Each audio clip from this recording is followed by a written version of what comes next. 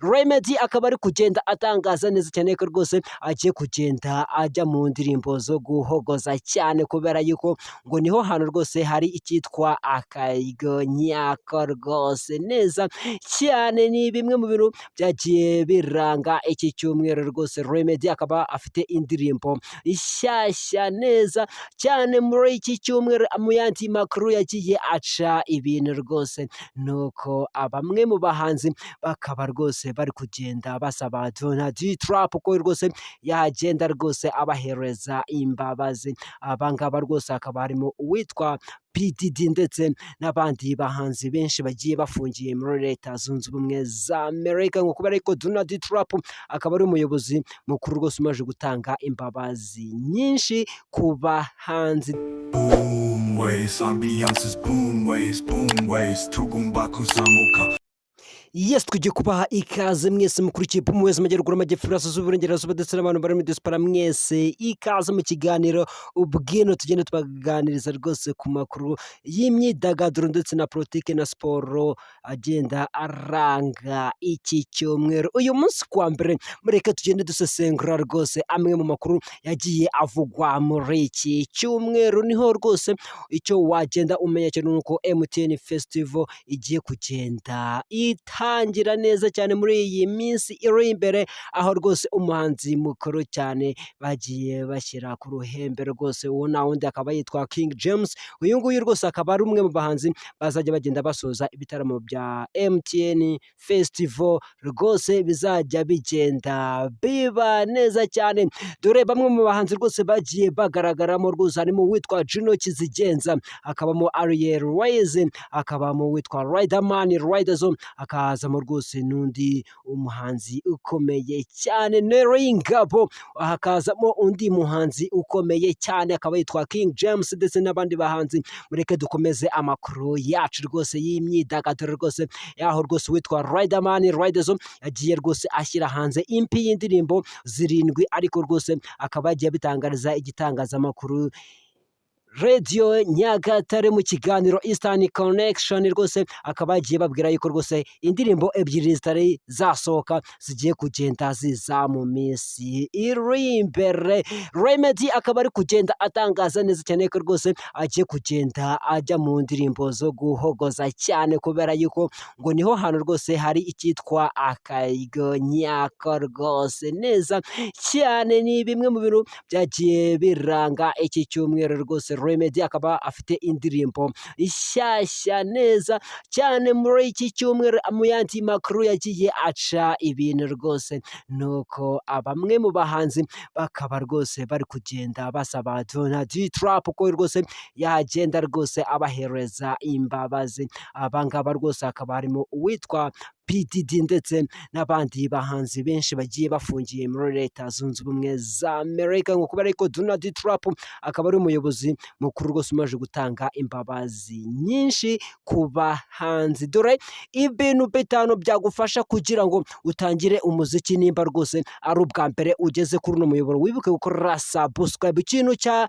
gatanu rwose ni ugutekereza ku cyo ushaka gukora. Ahangaha ni ahantu rwose haba hakomeye cyane, niho hantu rwose abantu benshi bakunze kugenda bakayicira ibintu.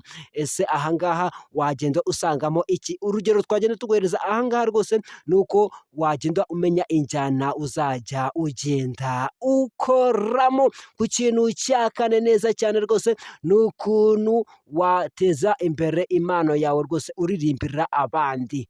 Ahangaha rwose urugero twaguhereza mu gihe waba ufite umuhanzi ukunda kandi wumva neza cyane ko rwose ibihangano bye ubizi neza, ujya ufata umwanya ubiririmbire abantu. Ndetse muri iyi minsi byaroroshye, fata agace rwose wamaze kuririmba ugashyira kuri TikTok maze urebe nimba abantu koko bagenda bagushyigikira. Ikintu cya gatatu rwose nta kindi ni icyitwa ikinyabupfura cyangwa ubyite discipline. Ahangaha rwose mu gihe cyose uzakora ikintu mu ruganda rw'umuziki nta kinyabupfura ufite rwose ni ahantu rwose uzigera ugera. Urugero twaguhereza, nimba ugiye gukora indirimbo rwose ugomba kumenya neza cyane ukuntu uri bwitware imbere ya producer, kandi ukamenya n'ukuntu uzitwara mu gihe uzaba ugeze ku itangazamakuru, n'uko ugomba kugenda witwara mu buzima busanzwe, kandi ibintu by'ibiyobyabwenge rwose ukagenda utandukana nabyo. Ibi ngibi bizatuma rwose iterambere ryawe rigenda ryihuta cyane. Ku kintu cya kabiri rwose cyagufasha kugira ngo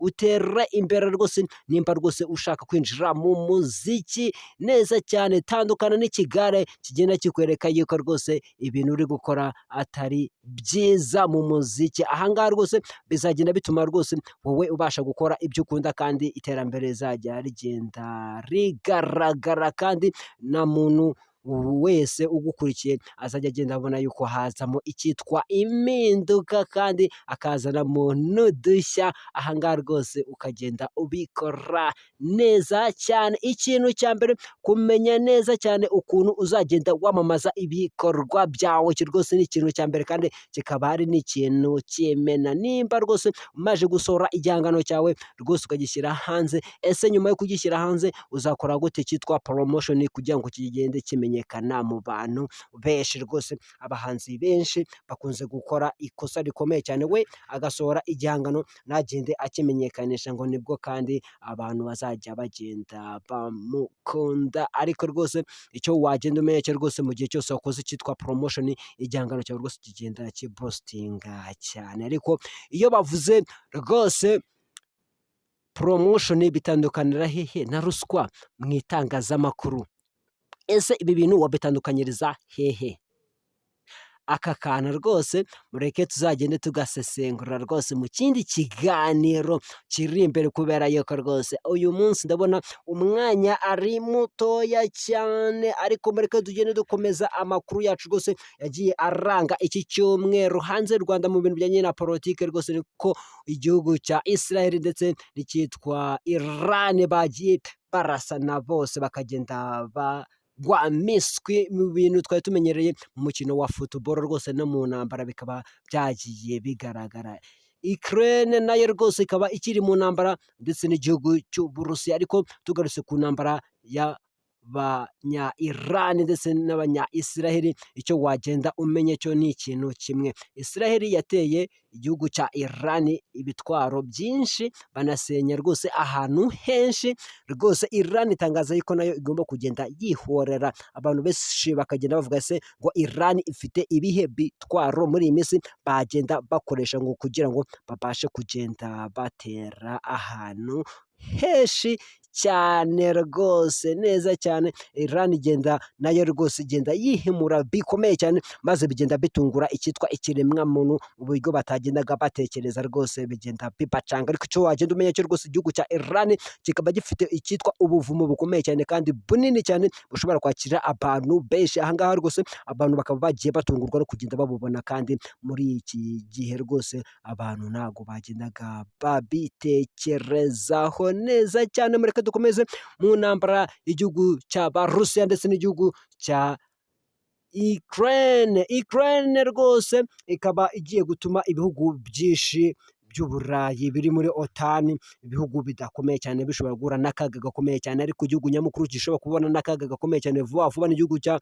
Pologne, cyangwa yite rwose Poland. Iki ni igihugu rwose mu minsi iri imbere gishobora guhura n'akaga gakomeye, kubera yuko kiri kugenda gifasha igihugu rwose cya Ukraine mu buryo bugenda bugaragarira buri wese, kandi iki gihugu rwose kikaba kitari mu bihugu bikomeye cyane hano ku mugabane w'i Burayi. Kandi icyo wagenda umenya rwose nuko Recep Tayyip Erdogan we rwose akaba ari muri OTAN, ariko ibikorwa byinshi bya OTAN ntago ajya agenda abyiyumvisha neza cyane.